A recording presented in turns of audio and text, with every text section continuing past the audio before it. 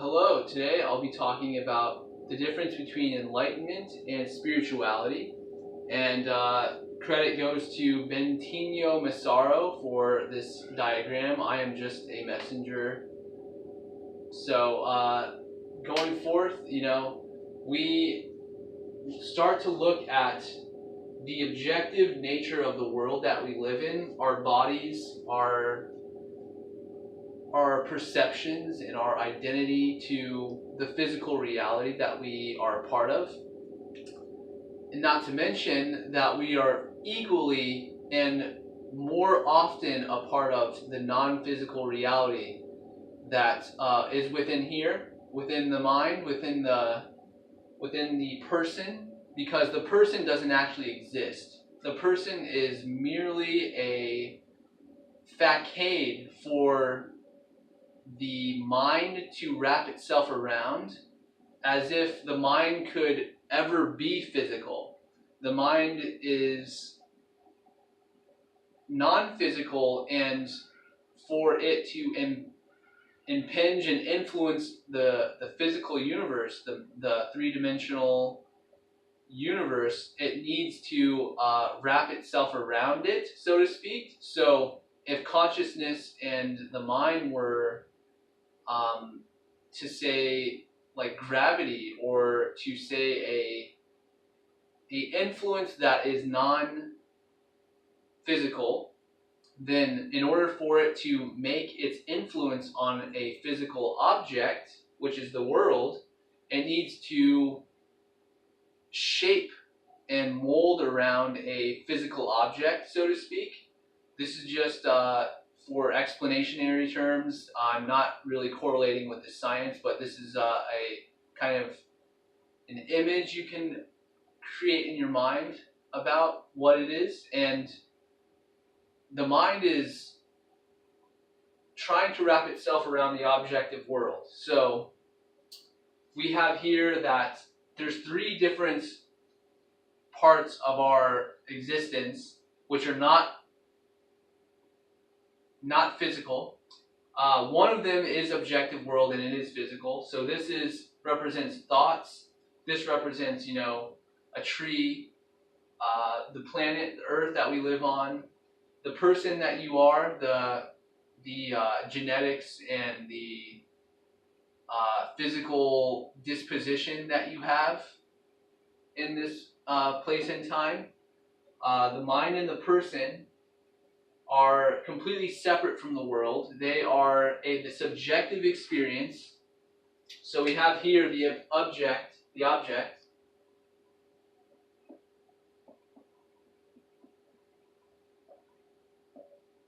We have here the subject.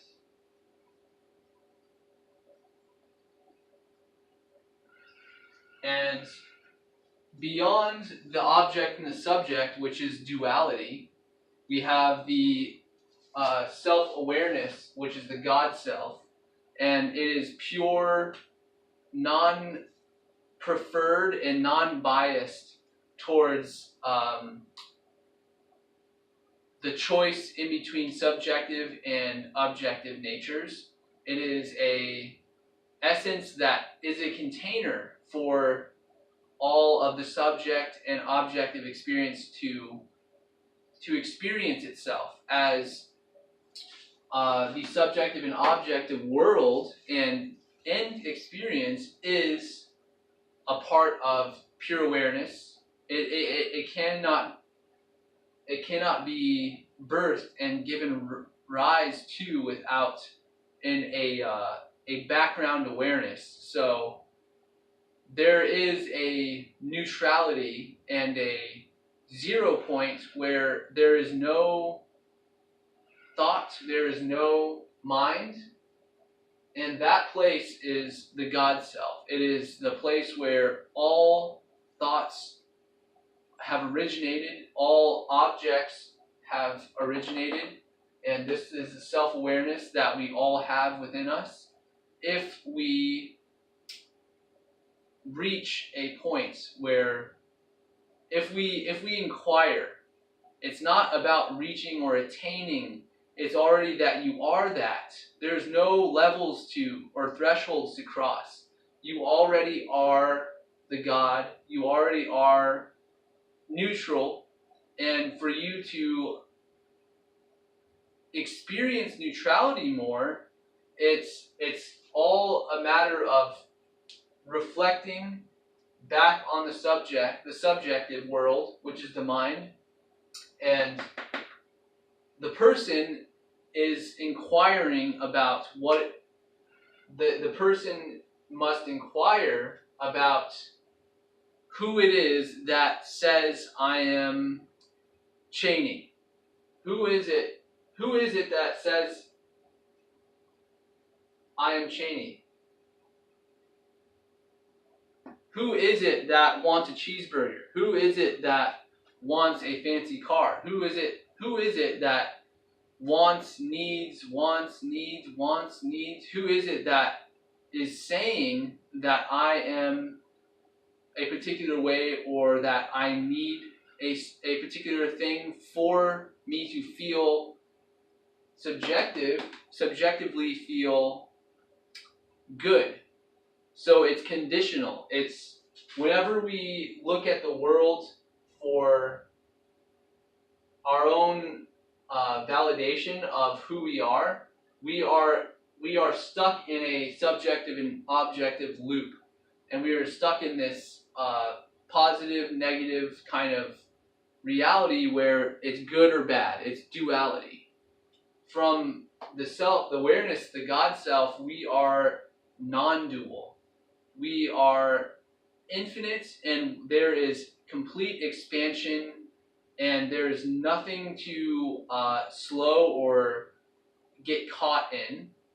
As this loop here over on this section is a constant looping and a constant battle and struggle between the person and the other, So if we were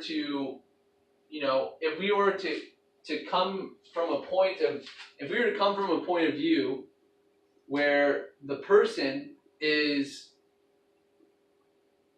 identifying with the world as who they are, usually people that are spiritually inclined want to perform in the world better, and that is why they want to be spiritual, because they experience relief, ease of stress, they experience a lot of expansion and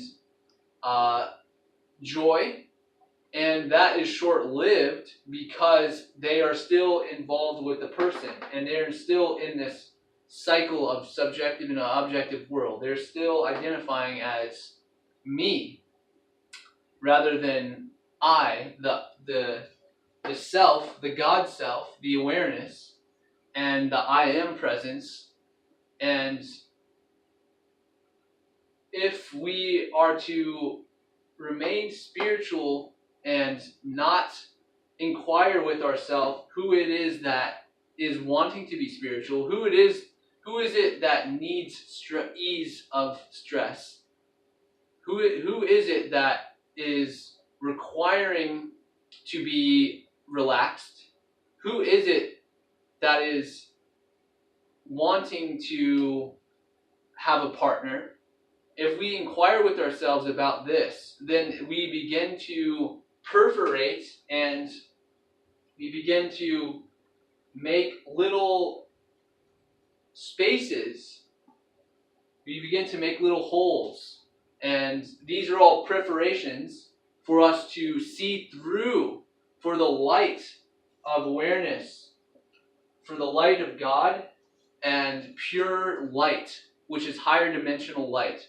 What I mean by God is the infinite expansion of joy and peace and just infinity. And we all have this in us, and slowly but surely we're all waking up to this. And this is what enlightenment encapsulates, is here. It's past the mind and the thoughts. the thoughts are only a trigger and a illusion that we are wrapping ourselves around a particular location in space-time. As a person, we are traveling through space and time and physicality, and the more we identify with that space and time, the more limited we are, the more subject to external influence, and the more subject we are to other objects to collide with us and send us on another timeline or another trajectory. Because if we're an object in motion and another object impacts us, then we will be influenced by that. So that whole influence is a state of victimhood because you are still identified with the object. We as human beings are not a rock floating through space. We are not a bag of bones or a bag of flesh. We are the God self awareness that is waking up in present physical life. We are the pure essence and light of love and wisdom and understanding. So if a great deal of spirituality is still going on in the world, when we do these spiritual practices, we're doing it for the world so that we can perform better in the world, so that we can perform better at the job, so that we can have less stress dealing with family, have less stress dealing with the normal mundane things that we require us to feel on a subjective level good about ourselves. And this very reliance on the objective world to feel good about yourself is the constant cycle of pain and pleasure, and ease and dis-ease, relief and stress. And the more that we inquire, who is it that wants to have the car? Who is it that is thinking I am hungry? Who is it that is thinking I need to wash my clothes? Who is it that is thinking I need to read this book? Who is it that I'm thinking? Who is it that thinks I need to look a certain way? Who is it that thinks I need to go to the gym? Who is it that thinks I need to be able to be a better musician? Who is it that thinks I need to be better at my job? Who is it that thinks? All these things are self-inquiry. And the more awareness that you have around who it is, and the less identity around the person, then the more you can make a gap in between what it is you think and who you think you are, and start creating a unification with the eternal no thought essence. And this requires a great deal of reflection. It requires discipline that is not having to do with other people, with other people's concerns. However, it is really important for you to serve other people in explaining and learning and teaching this, so that, and there's many ways, there's many levels that we're all on. So at a certain point, spirituality becomes, it's not enough, and we need to grow out of it. And if we stay in spirituality the whole time that we're here on earth, then we're just cycling, we're just going in this constant circle. We're going in this constant loop of wanting to be more relieved, wanting to be less stressed, and we'll take actions and do the things that we think we need to do, but that very thought of thinking that you need to do something in order to be awareness, to be enlightened, then that is effectively giving us a less presence in ourselves, because there's still a gap in between now and self. There's still a gap here that is requiring you to do something before you access self. So, in the world of spirituality, we'll see people that dress in sarongs or have mala beads or have long beards or long hair. All these things are to perform in the world. All those things are identities to wrap yourself around. And if we are to go beyond into awareness, perforation of the mind, perforation of what it is that we know ourselves to be, we are asking the questions that we need to ask in order to get to the bottom and the root of where all creation and all objective and subjective stems from. We all have this within us, and it's just a matter of digging into the imagination, digging into the subjective world that is beyond time and space. And if the subjective world and the mind and the person need more objects to attain self-awareness, then you're going to get stuck over here. The subjective doesn't need any more objects. It doesn't need any more stuff going on. It just needs to constantly turn itself back inward, turn itself continuously back into itself, and inquire.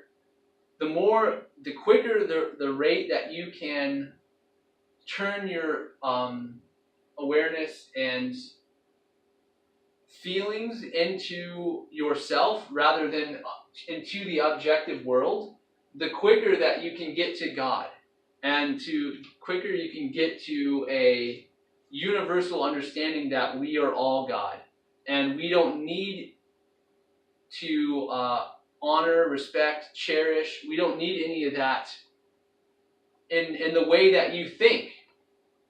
The way that you think you need to be honored, respect, loved, cherished from other people is just another condition that the mind is putting on you.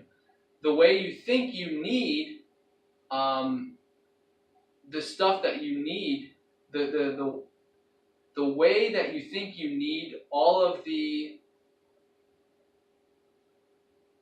approval and agreements of other people is all of the mind. The awareness, the God self, does not think it needs anything. And the more that we align with that and reflect upon the self-awareness and who it is that needs these things, the more that we can open the gap and make more and more space in between thoughts. The more space and pure bliss and just nothingness that we experience in between thoughts, the more that we can feel infinite. And this is not to say that we cannot enjoy life as it is, because this is a beautiful place to live, and it's inherent with great beauty and great appreciation. And if we are to truly take it in for what it is and completely just be in awe and amazement and astonishment then we need to open the gap and start to not identify with so much of our material possessions, what we own as a body, what we own as our resources. We can't be so concerned with that because that's all objective. If we are to keep our awareness inside the objective world, then we will have no experience in changing, or we have no experience in altering what the mind can do. What we have no experience with altering our perspective. We have no experience. We have no relative perspective or relationship with ourselves so that we can change and shift our attitudes and our dispositions towards God. And because spirituality is such a large market these days, we're all shifting our awareness to how spirituality looks. How should spirituality make me feel? How should spirituality become a part of my life where all I can be in the world is spiritual? And these are all things for the person. These are all things for the person to identify with. And it's not a good, bad, right, or wrong thing. It's just at a certain point you will be required to go towards God and be more self-inquisitive. So I hope that this helps, and I'll be seeing you guys in the next one. Thanks for watching, and take care.